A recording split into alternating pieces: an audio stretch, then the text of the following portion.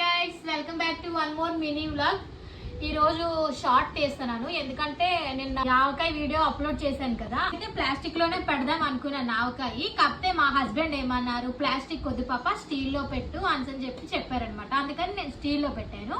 Video upload చేసిన తర్వాత మా ఫ్యామిలీ మెంబర్స్ దట్టు కింద ఒక కామెంట్ కూడా వచ్చింది, అదే స్టీల్ వద్దు ప్లాస్టిక్ లోనే పెట్టండి, లేదంటే గాజు జాడీలో పెట్టండి అని చెప్పి. నేను వీడియోలో చెప్పినట్టు గాజు జాడీ నాతో లేదు కాబట్టి నేను ప్లాస్టిక్ లోకి ఇప్పుడు షిఫ్ట్ చేస్తాను.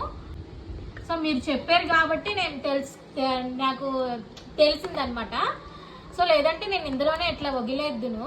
యాక్చువల్లీ స్టీల్లో కూడా బాగానే ఉంది గాయస్. మళ్ళీ ఏమైనా పాడవుతుందేమో అనే డౌట్తోనే నేను ఇందులోకి షిఫ్ట్ చేసేస్తున్నాను అనమాట.